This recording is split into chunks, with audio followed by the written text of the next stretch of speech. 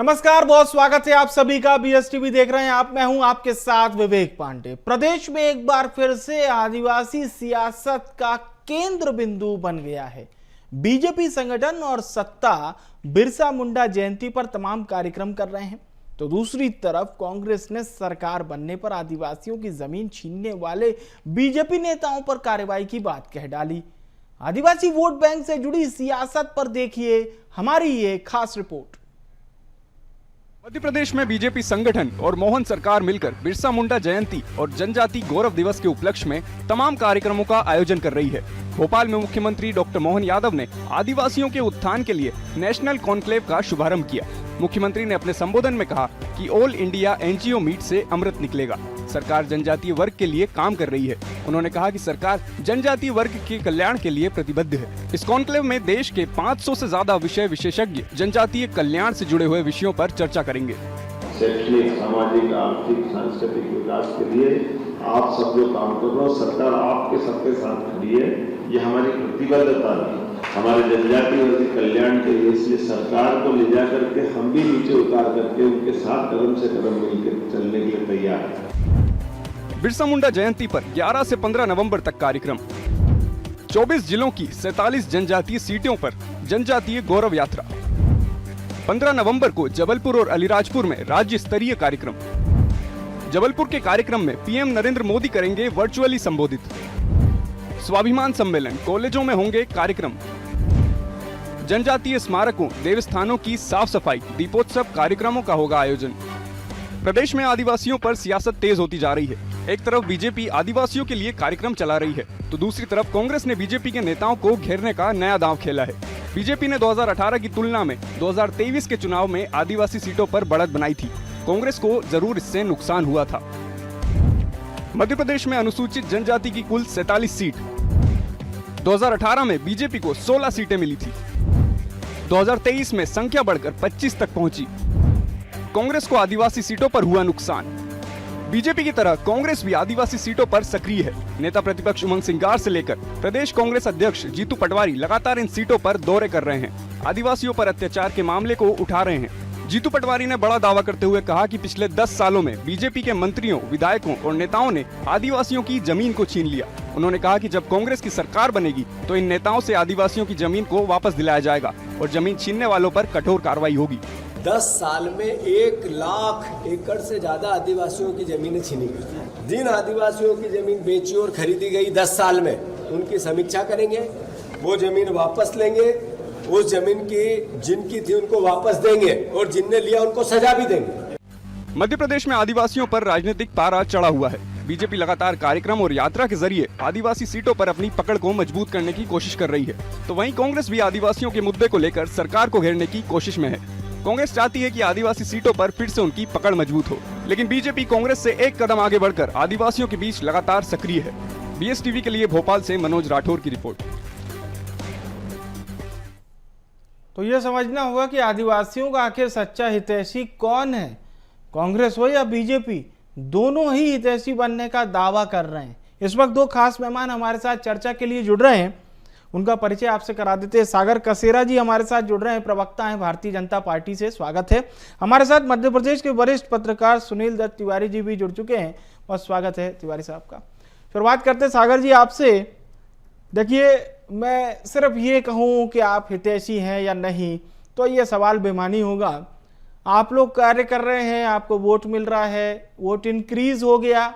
2018 में कुछ वजह रही होगी जो वोट कम हुआ था, एसटी वोट बैंक, लेकिन फिर ये जो 2023 का चुनाव है, ये लगता है कि आप लोग बहुत तैयारी से गए थे। फिर भी आपका जो विपक्षी पार्टी है वो कह रही है साहब कि बीजेपी नेता ऐसे हरकत कर रहे हैं, आदिवासियों की जमीन ले रहे हैं। कांग्रेस की सत्ता आएगी तो वो जमीन भी लेगी और उन पर कार्रवाई भी कर देगी।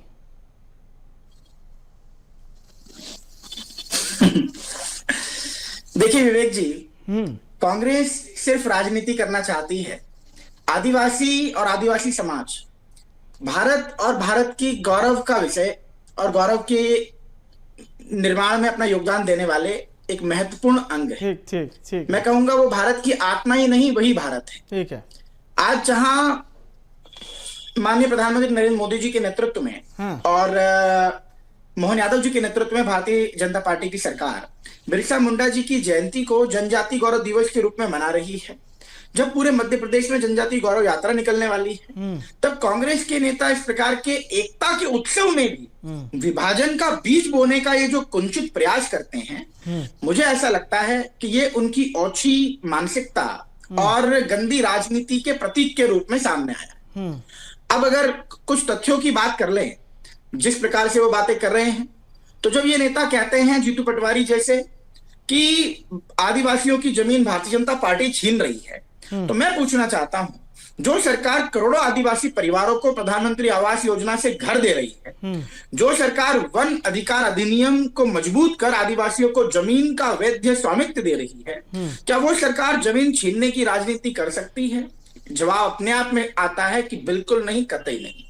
भारतीय जनता पार्टी जमीन छीनती नहीं, बल्कि जमीन पर अधिकार देती है और उस अधिकार को सम्मान से जोड़ती भी है। और आज हमने आदिवासी जनजातियों को सम्मान से जोड़ा है। पीएम जनमन योजना, वनधन विकास केंद्र, एकलव्य स्कूल, आदिवासी छात्रवृत्ति, आयुष्मान भारत कार्ड, ये ऐसी योजनाएं हैं जिन्होंने समस्त आदिवासी समाज के जीवन में स्थायी सुधार लेकर है। आंकड़े बताते हैं कि पिछले 10 वर्षों में आदिवासी क्षेत्रों में बिजली, स्कूल, स्वास्थ्य सुविधाओं में 2 गुना से ज्यादा की पहुंच की वृद्धि हुई, और ये स्पष्ट रूप से देखने में आता है। और ये तो बांटने की राजनीति करते हैं। ये कभी आदिवासियों को सनातन संस्कृति से अलग बता देते हैं, तो कभी उनके लिए उनके पृथक होने की बातें मार्केट में लेके पहुंचते हैं उनके बीच में। लेकिन मुझे ऐसा लगता है कि आदिवासी भी जागरूक हैं, और इसीलिए जनजातीय समाज भारतीय जनता पार्टी को अपना मानता है, और भारतीय जनता पार्टी जनजाति को अपनत्व से जोड़ती है। और यही कारण है कि आज देश के सर्वोच्च शिखर पर राष्ट्रपति द्रौपदी मुर्मू के रूप में बैठी हैं। हाँ। और वे हम सबका गौरव है। ठीक है। आनंद जैन कासलीवाल जी हमारे साथ जुड़ चुके हैं, कांग्रेस पार्टी के प्रवक्ता हैं। बहुत स्वागत है आपका। आनंद जी, जीतू पटवारी जी अभी से कह रहे हैं साहब 2028 हमारा होगा। ये बात 2023 में भी कही गई थी, आदरणीय कमलनाथ जी ने कही थी। चलिए 2028 में आप कह रहे हैं, अच्छी बात है, लेकिन आप कह रहे हैं कि बीजेपी नेताओं ने आदिवासियों की जमीन ले ली। आप कह रहे हैं कि जब आपकी सरकार आएगी तो जमीन वापस करवा देंगे और उन नेताओं को अंदर करवा देंगे। तो ये कौन से नेता है, थोड़ा सा बताइए। और सागर जी कह रहे हैं कि बीजेपी ने आदिवासियों को जमीन का मालिक बनाया। तो ये बता दें कि इन्होंने कितने आदिवासियों को जमीनों का मालिक बनाया है। कांग्रेस ने तो पट्टे दिए हैं आदिवासियों को, उनके लिए छात्रावास बनाए हैं, उनके लिए स्कूल बनाए हैं, उनके लिए अस्पताल बनाए हैं। 22 साल में भारतीय जनता पार्टी बताए कि इन्होंने कितने स्कूल उसमें बढ़ाए हैं, कितने स्वास्थ्य केंद्र बढ़ाए हैं, और कितने एजुकेशन के लिए बताइए। 70 साल तक आप सत्ता में रहे, आदिवासियों की जमीन तब क्यों नहीं बचाई? सागर जी आप अपनी बारी पे बोलिएगा, अभी शुरुआत हो रही है। आपने शासन में ठंडे बस्ते में डाल दिया था। उल्टा प्रश्न कर रहे हैं भाई साहब। आप झूठ बोलेंगे सरकार और हम आपको सुनेंगे तो ऐसा अत्याचार नहीं चलेगा। आदिवासी इलाकों में स्कूल, अस्पतालों और सड़कों की मूलभूत हालत भी नहीं आप दे पाए थे। चलिए सागर जी, अभी शुरुआती चर्चा हो जाने दीजिए। आनंद जी अपनी बात रखिए, फिर सागर जी बोलिएगा। आनंद जी अपनी बात रखिए। मैं यही पूछना चाहता हूं कि सरकार ने आदिवासियों को पट्टे जो दिए थे वो कांग्रेस सरकार ने दिए थे। इन्होंने भूमि अधिनियम चेंज करके उनसे पट्टे वापस लेने की मुहिम की है। ये अगर प्रधानमंत्री आवास योजना की बात करते हैं तो ये आंकड़े बताएं कि इन्होंने कितने आदिवासियों को अपनी जमीनें उपलब्ध करा दी या आवास उपलब्ध करा दिए, कितने प्रतिशत स्कूल जो कांग्रेस सरकार के बाद इन्होंने बढ़ाए हैं, कितने स्वास्थ्य केंद्र बढ़ाए हैं, अस्पताल बढ़ाए, ये उसकी जानकारी। एक बार आपके आरोपों पर आ जाते हैं, आपके प्रदेश अध्यक्ष जी के आरोपों पर आ जाते हैं। बात हो जाने दीजिए, बोलिए। दूसरी बात, फिर बिरसा मुंडा की जो आज याद आई है, इनको 22 साल में आज ही याद आई है। बीजेपी की सरकार आज तो नहीं है, बीजेपी तो कब से मध्य प्रदेश में है, तो आज ही क्यों याद आ रही है बिरसा मुंडा की जयंती? इतने सालों से कहां थी बीजेपी? और ये बिरसा मुंडा सिर्फ जनजाति को, हम तो पूरे आदिवासी समुदाय को जनप्रतिनिधित्व की बात की है कमलनाथ जी ने। ये तो एक जनजाति को बिरसा मुंडा की जयंती मनाते हैं, जो सरकार का काम नहीं है।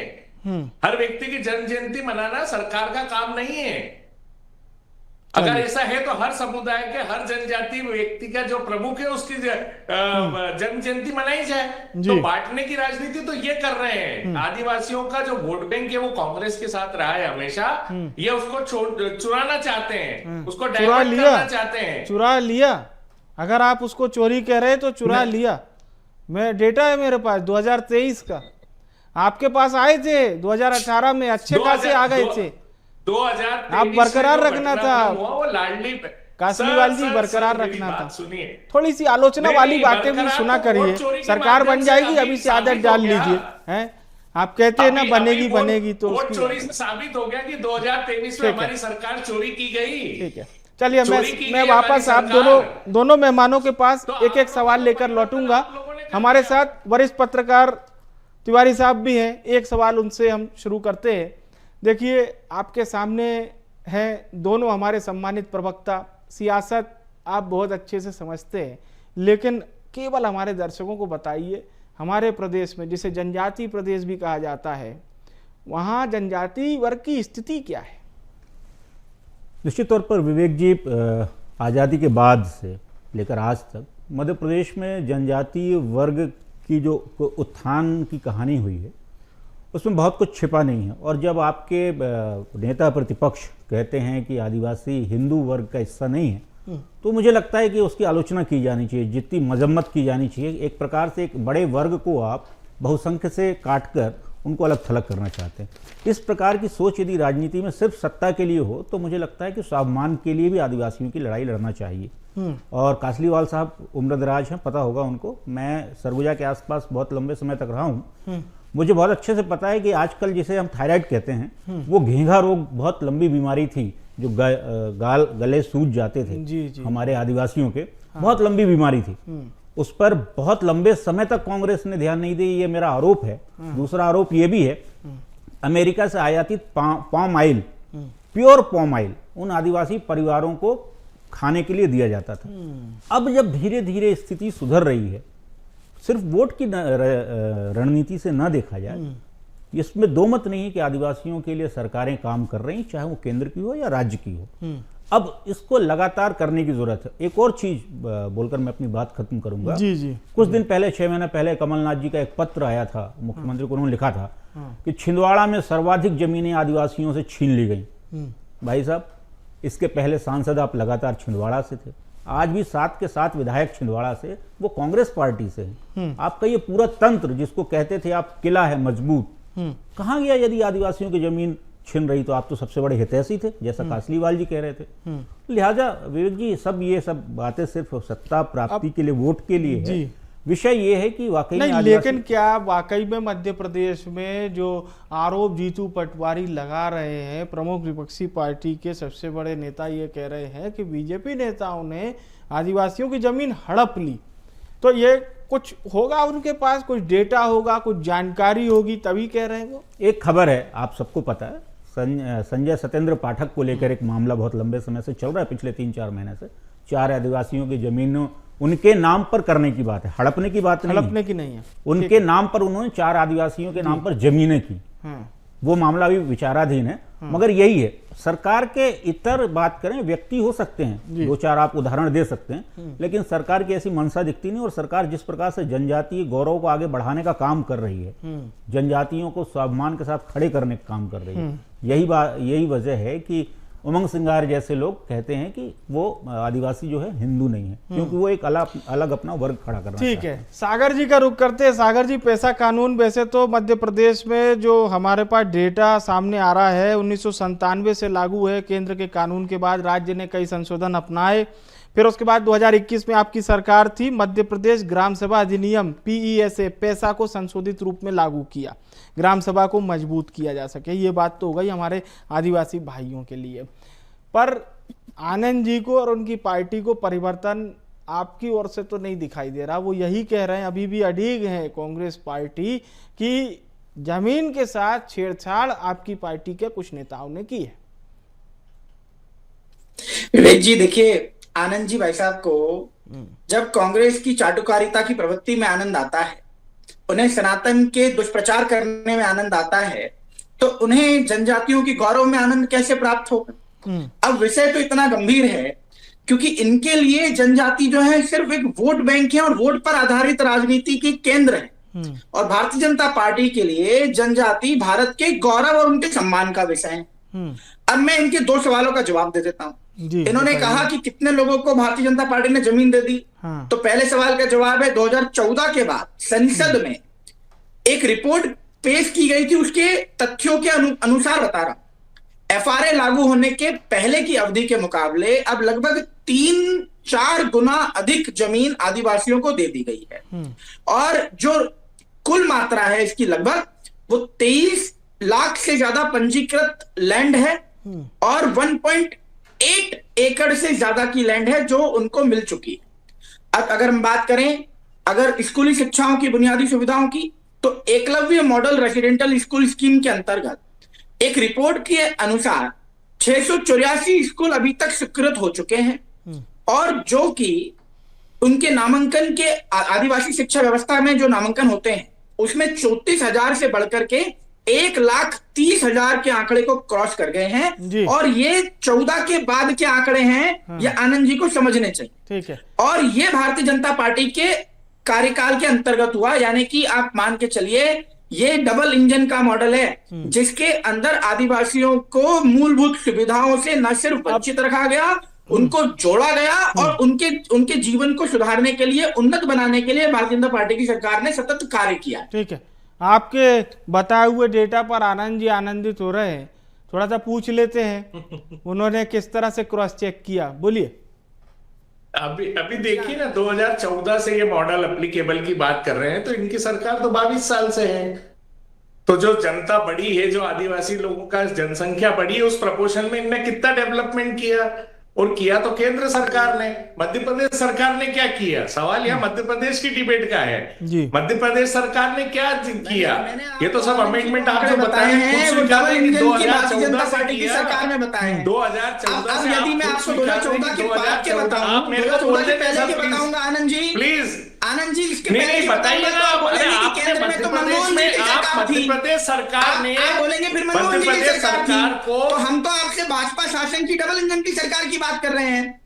और आपको अगर विजुअलाइजेशन साफ नजर नहीं आ रहा आनंद जी, तो इसमें दोष जो है आप ही बोल लीजिए सर, फिर है, आप ही बोल लीजिए, कराने की जरूरत है।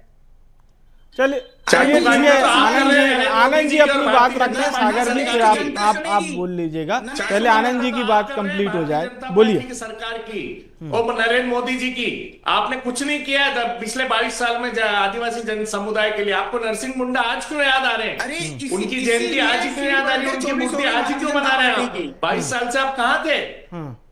आपकी सरकार क्या कर रही थी? आज ही आपको जनजाति गौरव दिवस मनाना है। आपको मनाना चाहिए आदिवासी दिवस जो कमलनाथ जी ने मनाया था विश्व आदिवासी समुदाय का। लेकिन आपको जनजाति में तो आप बांट रहे हैं आदिवासी समुदाय को, देश की जनता को, चाहे हिंदू मुसलमान के नाम पे हो, जातियों का काम हमेशा से कांग्रेस ने किया है। और उमंग सिंगार जी, ये तो आपका प्रमाण है। हिंदुओं के नाम पे, मुसलमानों के नाम पे पूरे देश को बांट के रख दिया आपने। किस प्रकार से ये तो आपका मुख्य एजेंडा है कर रहे हो, और वही काम आप आदिवासियों के साथ कर रहे हैं। आप आदिवासियों के साथ कर रहे हो, तो आपका तो काम है वोट कटेंगे तो बटेंगे। ये आपके नेताओं का बयान है। कब्रिस्तान से शमशान तक ये किसका बयान है? मोदी जी का है। मंगलसूत्र से किसका बयान है? और इसीलिए और जो बोल रहे हैं हम उसी की पे खरीदी कर रहे हैं। हर जगह झूठ। चलिए ठीक है, आरोप और सियासत में ये बहुत मान्य वर्जन हो चुका है, बिना आरोपों के सियासत नहीं हो रही साहब। हम तिवारी जी का एक बार फिर से रुख करते हैं। तिवारी जी, पैसा कानून जब हम पढ़ते हैं तो वो लगता है कि हाँ, पैसा समितियों को वाकई में बहुत सारे अधिकार दे रखे, लेकिन सवाल है एग्जीक्यूशन का। अब पूर्ववर्ती सरकार में पैसा कानून संशोधन भी आ गया, देश के प्रधानमंत्री मध्य प्रदेश आते हैं और मंडला में ये जो तकरीबन 10 प्रमुख नीतियां हैं इसके बारे में जानकारी देते हैं, एक तरह से उसे लॉन्च करते हैं जनजाति भाइयों के लिए। पर इसका एग्जीक्यूशन कैसा है? क्या ये कार्यपालन अच्छे से हो रहा है पैसा कानून का? विवेक जी, बड़े मौजू प्रश्न किया आपने। एक्चुअली जो सारा विषय है वो एग्जीक्यूशन का ही है। जिस तरीके की भौगोलिक परिस्थिति है मध्य प्रदेश की, उसमें आप हथेली में सरसों उगने की कल्पना नहीं कर सकते। समय देना होगा। समय इसलिए देना होगा कि जो बहुत लंबे समय से जो व्यवस्थाएं समाज में या प्रशासन में जड़ हो चुकी थी जी। उनको धीरे धीरे बदलने की आवश्यकता है जी। सरकार उस तरफ कदम भी बढ़ा रही है और जागरूकता जो समाज में आना चाहिए उसका सबसे बड़ा योगदान होना चाहिए। और जिस प्रकार से इंटरनेट और सारी व्यवस्थाओं के माध्यम से चाहे वो स्कूली शिक्षा हो या हायर एजुकेशन हो, अब यदि क्रांति गौड़ को 1 करोड़ रुपए दे रही है और सरकार यदि उसके सारी चीज़ों की बात कर रही है तो एक वर्ग का प्रतिनिधित्व नहीं, एक पूरे यूथ का प्रतिनिधित्व है। वो किसी आदिवासी समाज को लेकर चिन्हित करके नहीं की जा रही। मगर लेकिन ये अच्छी बात है कि उस जनजाति से आई हुई बिटिया भारत का प्रतिनिधित्व करती है, तो हम ये तो नहीं कह सकते कि बदलाव बिल्कुल नहीं आया। निश्चित तौर पर बदलाव आया, तभी तो ये बयार दिख रही है आपको बदली हुई। कुछ तो कार्य हुआ है, ठीक है, थोड़ा बहुत कांग्रेस ने कर दिया, थोड़ा बहुत बीजेपी ने कर दिया, लेकिन हित प्रदेश के लोगों का हुआ। ये बात हमें यहाँ बैठ के जरूर माननी चाहिए। सागर जी का रुख करते हैं और एक अंतिम रिएक्शन आपसे यही लेते हैं कि अभी वर्तमान में आप तो ये कह रहे हैं साहब कि 2023 में और 2024 में आपको एसटी वोट बैंक काफ़ी मिला, लेकिन ये बरकरार कैसे रहेगा? इसके लिए क्या कुछ आप लोग तैयारी कर रहे हैं? विवेक जी, देखिए, भारतीय जनता पार्टी की स्पष्ट नीति है। मैंने थोड़ी देर पहले भी कहा कि सिर्फ वोटों के लिए राजनीति करना ये कांग्रेस का काम हो सकता है। हमारा एक मूलभूत उद्देश्य है सबका साथ, सबका विकास और सभी का प्रयास। इस दिशा में भारतीय जनता पार्टी प्रयास कर रही है। और क्योंकि भाजपा ने किसी भी कानून को सिर्फ किताबों में नहीं रखा बल्कि उससे जमीन तक पहुंचाया है, और आदिवासी समाज जब खुद को भागीदार मान रहा है जी। और कांग्रेस सरकार ने उन्हें भिखारी बना के छोड़ दिया था, तो यह हम निश्चित तौर पे कह सकते हैं कि हर एक जनजातीय समाज और हर एक जनजातीय वर्ग के व्यक्ति का जो मन है वो अपने आप बिरसा मुंडा की जब जय बोलता है तो वो भारतीय जनता पार्टी में रम सा जाता है, क्योंकि भारतीय जनता पार्टी उन्हें अपना और अपनत्व से जोड़ने का काम कर रही है। और कांग्रेस तो विभाजन की नीति आजादी के पहले से अपनाती आई है और वही एकमात्र ध्येय है उनका, और इसमें कोई भी आदिवासी जन उन्हें किसी भी रूप में उनके प्रयास को सफल नहीं होने देगा। आनंद जी, आप कह रहे हैं कि मूल रूप से आदिवासी कांग्रेस का ही वोट बैंक था, तो ये फिर मूल रूप में इतना बदलाव कैसे आ गया? वापस आप लोग किस तरह से लाएंगे अपने पास? आया वोट चोरी से। 2023 में वोट चोरी हुई, सरकार गिराई गई, वोट चोरी की गई, उससे सरकार का हमारा वोट बैंक को परिवर्तित करने की कोशिश की गई। पर आज भी हम ये दावे से कह सकते हैं कि आदिवासी समुदाय पूरा कांग्रेस पार्टी की विचारधारा में साथ है और साथ रहेगा और साथ था। पर आप ये तो अपेक्षा नहीं करेंगे कि 2023 जैसा ही साथ दे दे वापस से? नहीं, 2023 का जो वोट चोरी हुई है उसमें चलिए ठीक है, 2028 में अच्छे से साथ हुआ है, तो अब 2028 में नहीं होगा ऐसा, क्योंकि अभी बहुत सारी चीजें परिवर्तित होगी एसआईआर के अंतर्गत और कांग्रेस पार्टी सजगता से चौकीदार की तरह अपना चर्चा बहुत लंबी हो जाएगी। हम तिवारी साहब का रुख करते और फिर इस चर्चा का समापन करेंगे। एक अंतिम प्रतिक्रिया यही, मौजूदा स्थिति में आपको क्या नजर आता है? अभी हालांकि हम कहें 2028 की जमीन तो थोड़ी दूर है, काफी दूर है, लेकिन दोनों पार्टियां किस तरह से संघर्षरत हैं इस खास वर्ग को अपना बनाने के लिए? विवेक जी, जो जनजाति वर्ग के 47 हैं वो सत्ता के सेवन की सबसे बड़ी घुटी।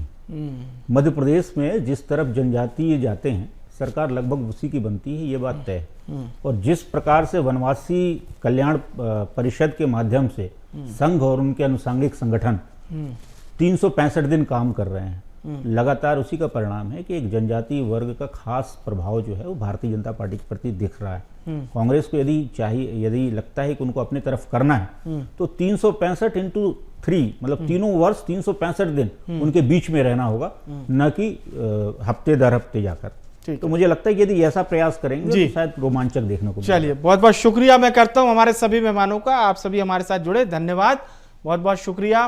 देखिए, बात हमारी यही हो रही थी कि बात सियासी किसके आदिवासी, दोनों पार्टियों की अपनी अपनी पकड़ है, अपना अपना वोट बैंक है, कार्य करने का अपना अपना तरीका है। मौजूदा दौर में केंद्र और राज्य दोनों जगह बीजेपी की सरकार है, तो एक बेनिफिट बीजेपी के पास भी है, ज्यादा से ज्यादा योजनाएं आदिवासियों के लिए लेकर आना। दूसरी तरफ कांग्रेस है जो अपने दावे कर रही है। फिलहाल के लिए मुझे आने विवेक को दीजिए इजाजत, बने रहिए BSTV के साथ। नमस्कार।